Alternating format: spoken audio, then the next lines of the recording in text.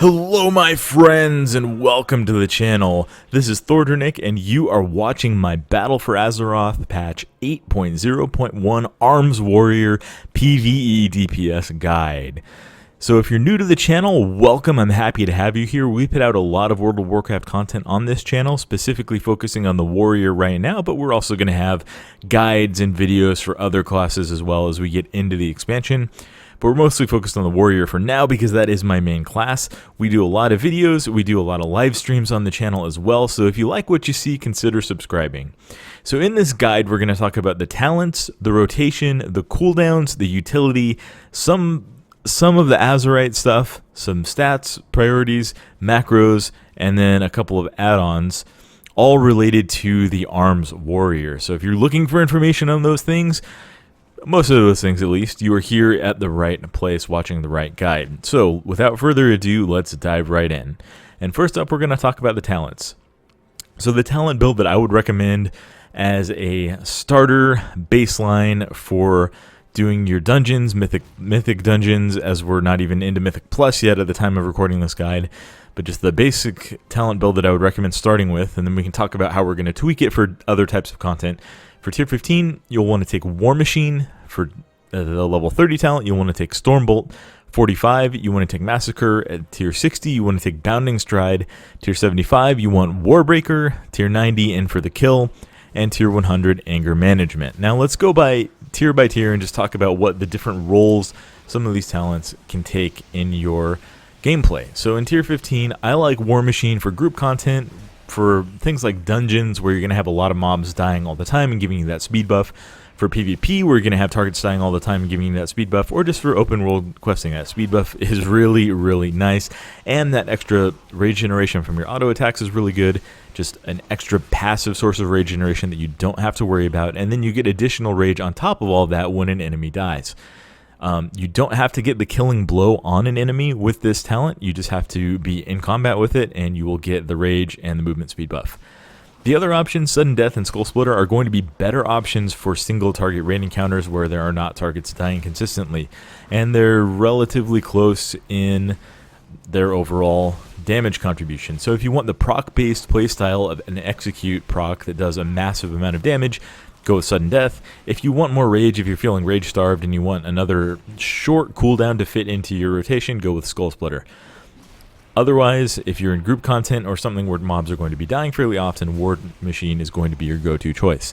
In tier 30, I like Stormbolt for the stun in almost every scenario. Obviously, if there are no enemies to stun, or if you're in a group that has a lot of stuns available, let's say you're doing a Mythic Plus with, I don't know, 2 rogues as your other DPS, then you can go for double time for the extra charge, or if you're in a raid and the boss can't be stunned, go with double time. Impending Victory is okay, but really one heal every 30 seconds is not anything to write home about, and it's certainly not worth taking over one of the other 2 talents, in my opinion. Tier 45, Massacre is really, really strong for Arms Warriors. Being able to execute targets that are below 35% health almost doubles your execute window, and when you have multiple targets up, you can use Sweeping Strikes to cleave those executes onto other targets that may or may not even be in the execute range yet. Fervor of Battle is a decent choice, but I don't think it's as strong or as enjoyable as Massacre, and Rend is not really competitive with the other 2 talents as things are balanced right now. It adds another thing to juggle in the rotation, and overall the damage gain from Rend is not going to be as high as using Massacre or Fervor of Battle. So I would recommend Massacre. If you really like the playstyle of Fervor of Battle, you can go with that as well. Tier 60, this is mostly going to be about what type of content you are doing. So Bounding Stride is a really good default choice. It's going to be nice to have that extra bit of mobility in almost any situation in the game. But if you're doing open world questing, Second Wind is a good choice because you can do big AoE pulls, kill everything with Warbreaker and Bladestorm, and then heal up while you're looting the corpses and then mounting up and going to the next targets. Defensive Stance can be a really good choice if you are going to be taking a lot of damage, like let's say you're pushing Mythic Raids before your healers are really geared up for it. Defensive Stance can help keep you alive in big AoE scenarios, but Bounding Stride is a good default choice to go with for the extra mobility. That's one of the strengths that Warriors have, and improving on strengths is usually a good idea. Tier 75, this is most of the time going to be a choice between Warbreaker or Cleave. If you're in a purely single target scenario, none of these talents will be really used by you. Warbreaker obviously will be because it replaces Colossus Smash, but you wouldn't be using it for the AoE damage, and it does the exact same damage and has the exact same debuff that Colossus Smash does. Collateral damage and Cleave are only usable in multi-target encounters. Collateral damage is not as strong as Warbreaker or Cleave generally. If you're in more of a sustained AoE situation, let's say you're on a council fight where there's 3 bosses that are stacked up and you need to spread Cleave damage, then taking Cleave is going to be a really good choice because it's going to give you a sustained high damage ability on a very short cooldown that also keeps your mastery up on all the targets pretty much 100% of the time. Warbreaker, however, gives you incredible AoE burst. You combine this with Bladestorm, and if you want to take an Avatar, and you can just be an absolute machine tearing through trash and doing 60 to 70% of the group's damage on initial trash pulls in dungeons. Warbreaker is usable in single target as well, although, as I noted, it doesn't do anything more than Colossus Smash when you only have 1 target. So Warbreaker is a really good go-to. A couple of things to be aware of with Warbreaker are that it can be missed. So if you use it and you don't have any targets within that 8-yard range, you actually won't hit anything and you'll have wasted your cooldown. So you do need to be very mindful about when you use it. And the other thing is you will want to use it before you use Bladestorm so that you can get that debuff window up and get that extra crispy damage. In tier 90, In for the Kill is a great starting choice. Arms Warriors are very much built around their cooldown window. With Warbreaker, less so, Warbreaker Colossus Smash, less so than in previous expansions, but this buffs that window by giving you extra haste during it, and it doubles the amount of haste that you get if the mob is in the baseline execute range. This doesn't increase with Massacre, but if they're under 20% health, you get 20% haste if any of the targets hit R. So that's something to keep in mind. Avatar is a really good choice for AoE situations as well because you can use it and then pop Warbreaker and then pop Bladestorm, and you're just making your burst window even stronger. So you can play Avatar if you want to have those bigger burst windows. And then Deadly Calm is very situational, but can be an incredibly strong ability if you can make good use of it. So let's say you're on a fight that has adds that come in and they need to be dealt with, and they have a relatively long execute range. Let's say that their execute range, they're going to be up for 8 seconds or 10 seconds even. You can use Deadly Calm to be able to freely spam max rage execute during that window and really put some pressure on the adds. This is particularly good in PvP in arena scenarios where you might be rage starved, but an enemy is dropping into your execute range. You can pop Deadly Calm and then really push and try to get a kill in. Obviously, this is a PvE guide, so we're not focused on PvE, but there are going to be some raid encounters or some dungeon encounters where you can make good use of Deadly Calm. But overall, I think In for the Kill is your best choice to go with, and then you can take Avatar if you are in a situation where you really need that little bit of extra AoE burst. Tier 100, Anger Management is going to be the best choice overall in almost every scenario. Dreadnought can be competitive, but it's not quite as good as Anger Management. Getting the cooldowns of Warbreaker and Bladestorm reduced by 1 second for every 20 rage you spend is very, very strong and will give you your cooldowns much more often, which is one of your big strengths as an Arms Warrior. So that concludes the talent discussion for the guide so far. So now we're going to talk about the rotation. So the rotation for Arms, very simply, is you want to use Warbreaker on cooldown. You want to use Bladestorm with that Colossus Smash debuff up on any targets that are around you. You want to use Sweeping Strikes if you can cleave. And then for the big damaging abilities, you want to use Execute whenever it's available. So if you've taken Sudden Death and you get a proc, Execute will be next on the priority list. If your enemy target is in the Execute range, you will use it next. Below Execute is Mortal Strike. Below Mortal Strike is Overpower. And if you have nothing else to use and you have extra rage and the enemy is not yet in the execute range, you will use Slam as a filler, mostly to make sure you don't overcap on rage. A few things to note about the Arms Warrior rotation. It is going to have some empty global cooldowns, but they are going to be generally few and relatively far between. That's not really something that I'm concerned about. I have found that in most of my play, I'm not spending a lot of time waiting around for abilities to become available. There's generally a button to press whenever I want to have a button to press. And honestly, I found that more often than being rage starved, I'm actually overcapping on rage and having to find ways to dump it really quickly. So that concludes the rotation section. Now let's talk about the cooldowns that ARMS has, because there's a lot to go over in the cooldown section. So first up, the most important one is Colossus Smash / Warbreaker. Now if you take Warbreaker as your talent, it replaces Colossus Smash. They're really one and the same. One is just an AoE version of the single target baseline ability. You want to be using this on cooldown, obviously assuming you can hit a target with it. Any downtime that you have where this is not on cooldown is going to be lost damage and lost DPS. Now, there are some caveats to that. Obviously, if you have a boss that's about to go into some sort of a submerge phase, you're going to have some sort of a transition, or a pack is about to die and you're only going to get a couple of seconds of use out of the ability for any of those reasons, then you'll want to hold off on it for just a little bit until you can make full use of it. But in general, if you are in sustained combat, you want to be using this ability on cooldown as soon as it is available.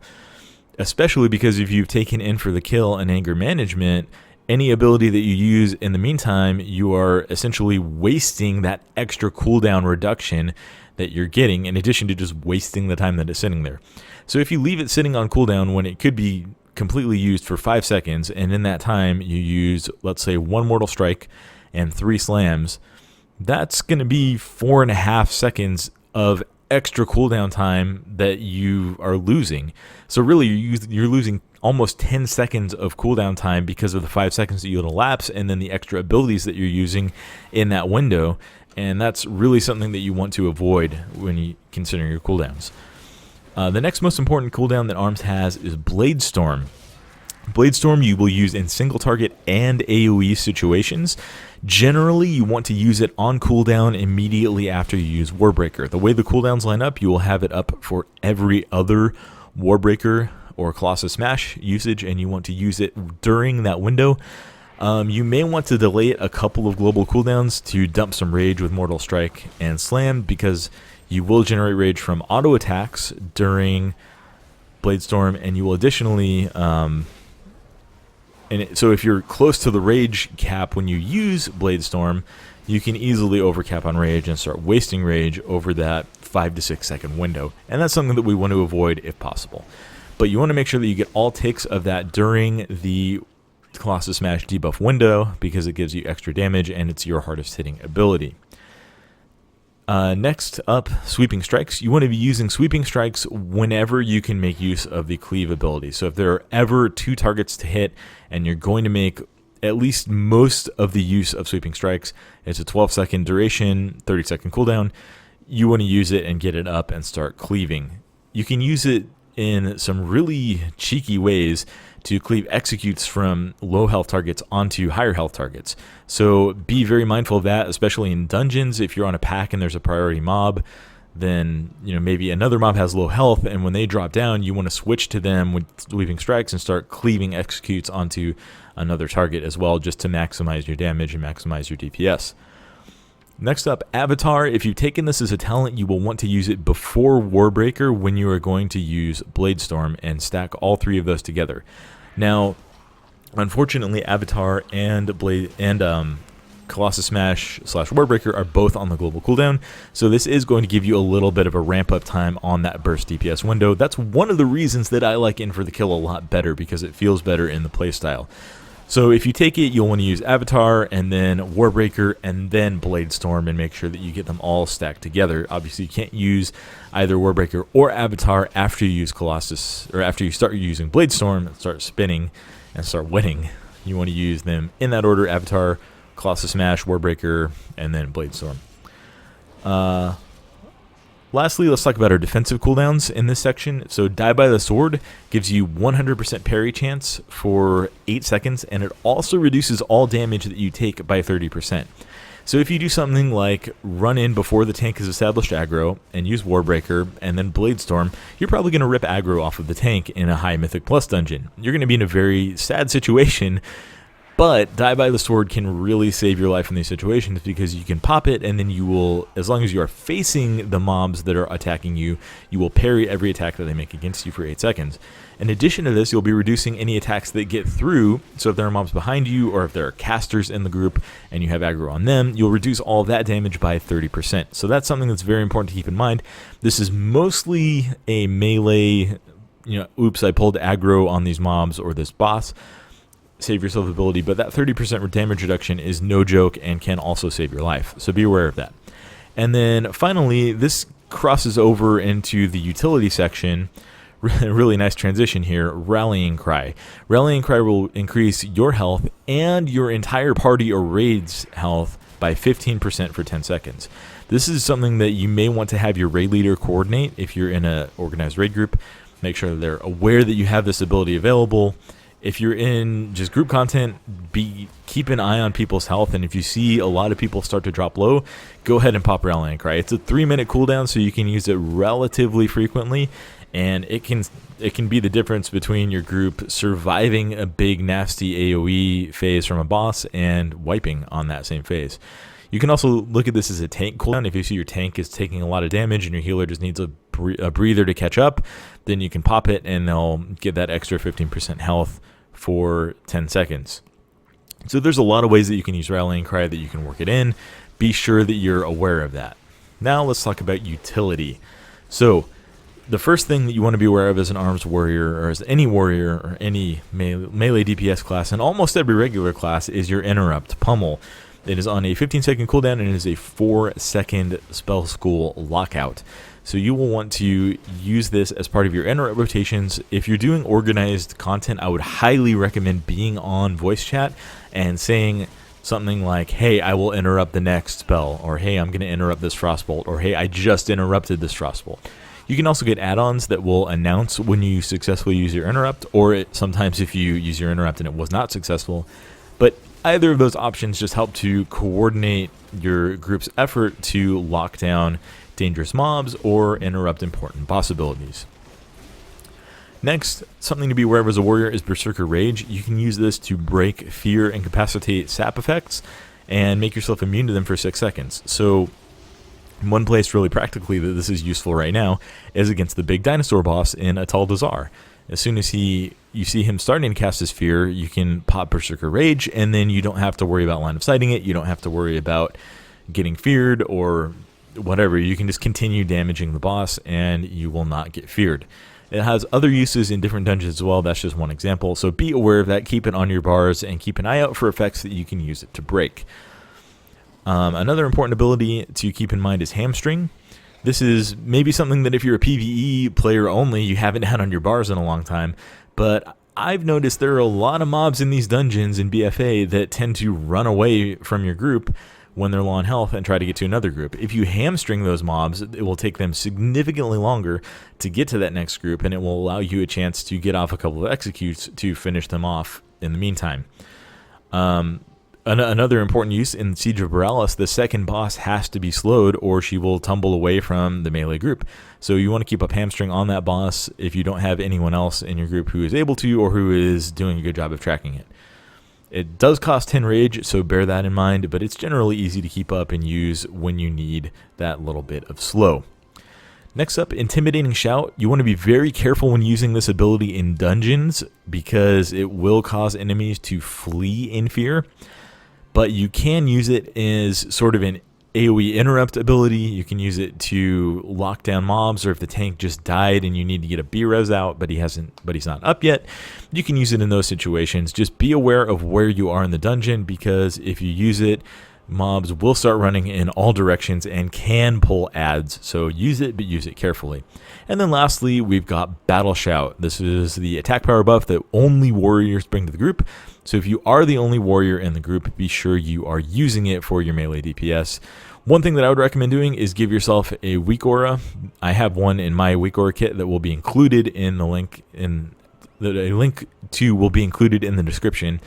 And what it'll do is just give you a big Battle Shout icon at the top middle of your screen if you do not have the Battle Shout buff active. So it's just a reminder, hey, you should use your buff. Something that's very helpful to do. Okay, next up, let's talk about Azerite gear. Now, this is already becoming a lengthier guide, and there are way too many possible Azerite traits to talk about all of them. So I just want to mention a few to keep your eye out for, either for the good or for the bad. Now, for the most part, you want to be avoiding the PvP traits because they're relatively low DPS, they're more utility oriented, and they proc more in PvP content than they do in PvE content. And you want to avoid Executioner's Precision. Now, this ability could be buffed, this trait could be buffed in the future, but currently it is the bottom of the barrel in single target and the bottom of the barrel in AoE DPS as well, because Execute is so much stronger than Mortal Strike that even if you get both stacks of Executioner's Precision, you are still not going to be working Mortal Strike into your rotation. So avoid that trait, avoid the PvP traits. The rest of the traits are relatively balanced with each other. If you want to check out the Icy Veins Arms Guide that was put out by Archimetrios, I'm sorry if I mispronounced his name, it's got a full list of all Azerite traits and what they're currently simming at relative to each other. Very helpful resource. There are dozens of traits available, so I won't have time to go over them all of them here. But the one that I would recommend going for, keeping an eye out for, is Lord of War. I have this on 2 pieces of gear right now, and what it does is it gives you extra damage on your Colossus Smash or Warbreaker, and it gives you 10 rage per trait that you have of it. So if you have it on 3 pieces of gear, you get 30 rage whenever you use Colossus Smash or Warbreaker. This is the only trait that is top 5 in both single target and AoE DPS. It actually might be the top single target trait, or sorry, the top AoE trait, with the nerf that went out to the I forget what it's called, the overpower trait where it did AoE damage. With that nerf that went out last night, this may be the top AoE trait, and it is a top 5 single target trait as well. So keep an eye out for that on pieces of gear. If you want to use the multi-spec traits that are just like the zone specific traits, things like dagger in the back, those are fine to use. Almost all of those are well balanced and are not outright terrible, and they will give you the option to use the same Azerite gear set for Fury if you play Fury a lot as well. A lot of those are even better for Fury than they are for Arms, so just keep an eye out on those. And if you have questions about that, check the lists, figure out what works, figure out what you like. Maybe there's some traits that are decent but you don't enjoy playing with. There's probably not many of those because not many of the traits have a direct impact on gameplay. They're mostly just passive damage bonuses. And then next up, we're going to talk about stats. So the stat priority in general for Arms Warriors, this is going to be a little bit different depending on what your current gear levels are and what your current stat levels are. But the general priority is going to be haste, crit, strength, mastery, and versatility, bringing up the rear. Now, all these stats are relatively close to the point where if you get something that's a 5 or 10 item level upgrade, it's probably going to be better to equip that. Now, if you have gear that is the same item level, you'll want to go for the haste crit gear over the mastery versatility gear.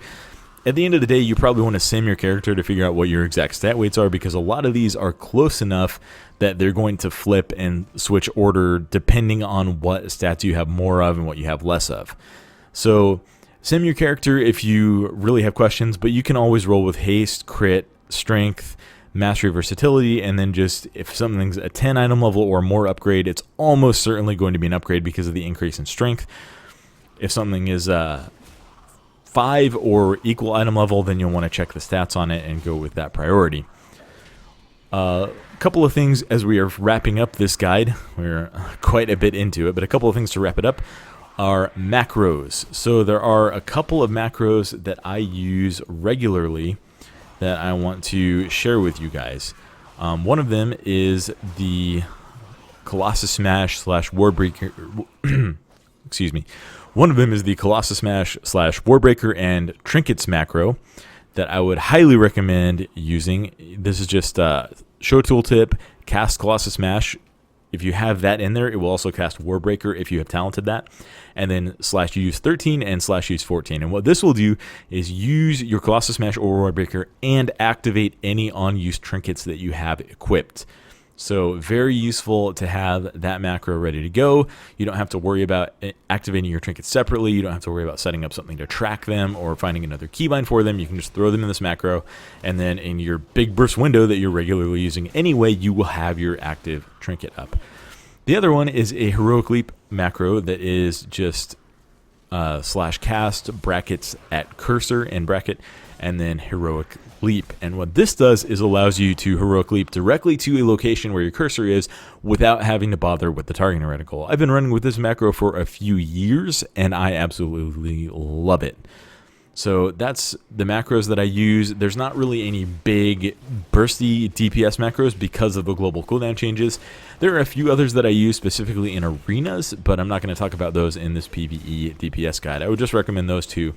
And there's some other useful ones that you can find, but those are the ones that I run with. Those are actually the only macros that I have on my bars for rating. Lastly, a lot of people have mentioned that they like my weak auras and my LVUI profile. Now, I've actually made a separate video about these, but I do have these available, and I will include a link to them on wago.io in the description below. If you've made it this far into the video, thank you so much for joining and for watching. I hope you enjoyed it. I hope you found this video to be helpful. And if you liked it and you're not yet subscribed to the channel, consider doing so. We put out a lot of content. I play a lot of Warrior. I play a lot of Warcraft. But consider doing that. If you've found this helpful, let me know in the comments if you have any questions, if you have any considerations, if you disagree with anything I said, or you want me to clarify any points, please do so, and I will try to get back to you as soon as I can. Until next time, take care of yourselves, have a wonderful day, and peace.